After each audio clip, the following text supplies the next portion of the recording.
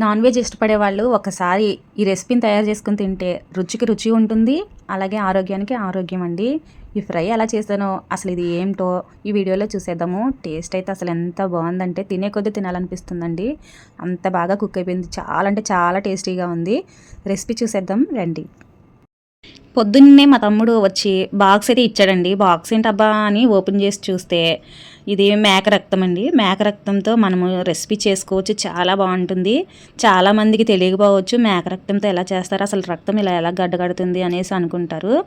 మేక రక్తంలో కొంచెం సాల్ట్ వేసుకుంటే ఇలా గడ్డగా అవుతుందండి. ఇలా గడ్డగట్టిన దాన్ని మనం ముక్కల కింద కట్ చేసుకుని ఫ్రై చేసుకుంటే చాలా బాగుంటుంది. చూడండి, ఇప్పుడు దీన్ని నీట్గా కడిగేసుకోవాలండి. 4-5 సార్లు వాష్ చేసుకుని అప్పుడు మనం కుక్ చేసుకున్న తర్వాత ముక్కల కింద కట్ చేసుకోవాలి. ఇలా నీట్గా వాష్ చేసుకుంటే మనకి ఎక్కడన్నా మేక ఎంటుకలు గట్టా ఉంటే పోతాయండి. అందుకని నీట్గా అసలు ఎక్కడ కూడా ఏమీ లేకుండా కడిగేసుకోవాలి. చూడండి, ఎక్కడ ఏమీ లేవు. ఇప్పుడైతే దీన్ని కుక్ చేసుకుందాము. నేనైతే ఎల్లడిపాటు మూకుడు తీసుకుని అందులో వాటర్ పోసుకుని మరిగించుకున్న తర్వాత ఈ మేక రక్తాన్ని వేసుకుని ఉడికించుకోవాలండి. ఉడికించుకుంటే ఏమవుతుందంటే ఈ రెగ్డంతా మనకి బ్లాక్గా అయిపోతుంది. అప్పుడు మనము ఇలా తిరిగేసుకుని 4 ముక్కల కింద కట్ చేసుకోవచ్చు, లేకపోతే ఇలా మధ్య మధ్యలో హోల్స్ పెట్టుకోవచ్చు అండి. నేనైతే హోల్స్ పెట్టాను కానీ మళ్ళీ కట్ చేశాను. ఇలా 4 ముక్కల కింద కట్ చేసుకొని ఉడికించుకుంటే లోపలకంటూ కుక్ అవుతుందండి. ఇలా ఎందుకు కుక్ చేసుకోవాలి అంటే ఇది మేక రక్తం కాబట్టి ఇలా కుక్ చేసుకున్న తర్వాతే ఫ్రై చేసుకోవాలి. మనం రెడ్గా ఉన్నదంతా బ్లాక్గా అయిపోవాలండి. ఇలా కట్ చేసుకున్న తర్వాత మనం ముక్కల కింద కట్ చేసుకుందాం. చూడండి, ముక్కలు అయితే ఇలా ఉడికించుకున్నాం కదా, ఇప్పుడు ముక్కల కింద కట్ చేసుకుందామండి. ఇలా ఉడికించుకుని కట్ చేసుకుంటే మనకి బాగుంటుందండి, లేదంటే నీసు వాసన వస్తాయి.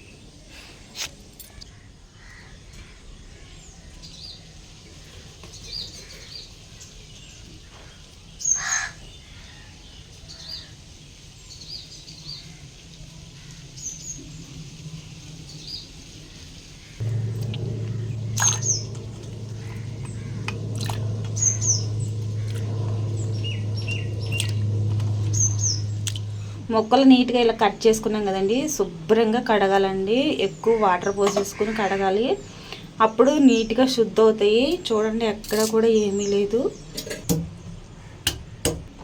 ఇప్పుడు మూకుడు పెట్టుకుని మూకుడులో ఆయిల్ పోసుకుని కొంచెం పసుపు వేసుకోండి. అడుగు అంటకుండా ఉంటుంది మనం ఫ్రై చేసుకునేటప్పుడు.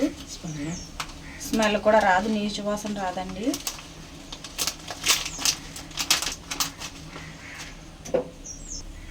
అలాగే 1 స్పూను జీలకర్ర,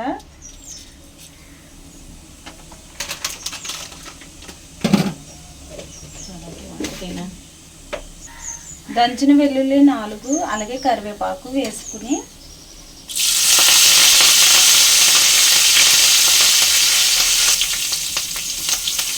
ఒకసారి తిప్పుకుని మనం కట్ చేసుకున్న మేక రక్తం ముక్కలు అయితే వేసుకున్నాం. ఇప్పుడు పోపు వేగిపోయింది కదండి, ముక్కలు వేసేసుకోవాలి.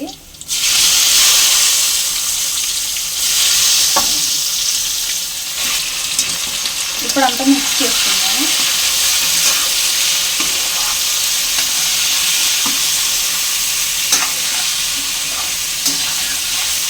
ఇప్పుడు మిక్స్ చేసుకున్నాక మూత పెట్టి మగ్గించుకోవాలండి, లోపలికంతా కుక్ అవుతుంది. మూత పెట్టి 5 నిమిషాలు మగ్గించుకున్న తర్వాత ఒకసారి తీసి మళ్ళీ ఒకసారి తిప్పాలండి.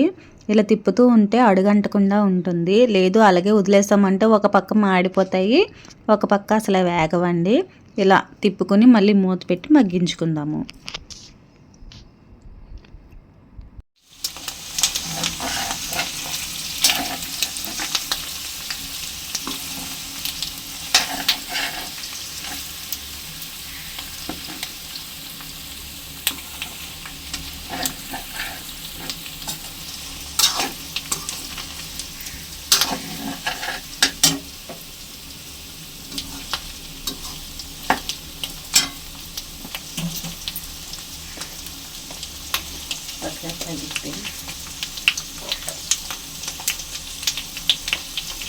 ఇప్పుడు ఇందులో రుచికి సరిపడినంత సాల్ట్ వేసుకోండి.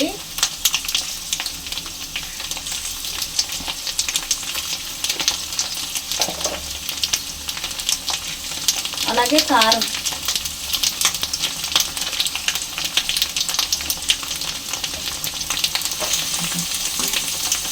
ఇప్పుడు అంతా కలిసేలాగా మిక్స్ చేసుకోవాలి. ఇప్పుడు ఇందులో మసాలా వేసుకుందామండి. అంతేనండి, రెడీ అయిపోయింది. ఇప్పుడు వేరే ప్లేట్లోకి సర్వ్ చేసుకుందాం.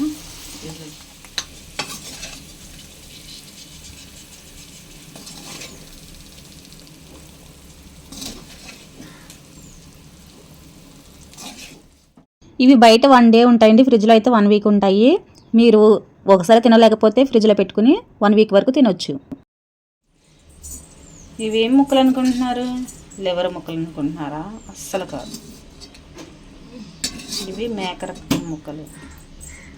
బ్లడ్, మేక బ్లడ్ డొనేషన్ చేసింది ఇలా తింటాకే, ఇప్పుడే చేసింది. అబ్బా, చూసారు కదా ఎంత బాగా రెడీ అయిపోయిందో. ఫ్రై అయితే ముక్కలు పొడి పొడిలాడుతూ భలే ఉన్నాయండి. ఇప్పుడైతే టేస్ట్ చేసేద్దాము. అసలు నేనైతే ఎప్పుడెప్పుడు టేస్ట్ చేస్తానా అనిపిస్తుంది. చాలా బాగుంటాయండి టేస్ట్ అయితే. అచ్చు మనం లివర్ ఫ్రై తిన్నట్టే ఉంటుంది, అంత బాగుంటుంది. ఒక్క ముక్క తింటానండి, నాకైతే నోట్లో ఊరిళ్ళు వచ్చేస్తున్నాయి. అందుకే ఒక ముక్క తిని టేస్ట్ ఎలా ఉందో మీకు చెప్తాను. ఆ టేస్ట్ అయితే ఎంత బాగుందంటేనండి, చాలా రుచిగా ఉందండి. ఫ్రెష్గా తెచ్చిందేమో, చాలా బాగుంది టేస్ట్ అయితే. ఇంకెందుకు ఆలస్యం, మీరు కూడా ట్రై చేసేయండి. మార్కెట్లో దొరుకుతుంది, చాలా బలం అండి మనకి. ఈ వీడియో మీకు ఉపయోగపడుతుంది అనుకుంటున్నాను. వీడియో నచ్చితే కనుక లైక్ చేయండి, షేర్ చేయండి. ఈ టేస్ట్ అయితే తినే కొద్దీ ఇంకా తినాలనిపిస్తుంది, అంత బాగుంటుంది. ఒకసారి ట్రై చేసి మీకు ఎలా వచ్చిందో కామెంట్ బాక్స్లో కామెంట్ చేయండి. Thank you.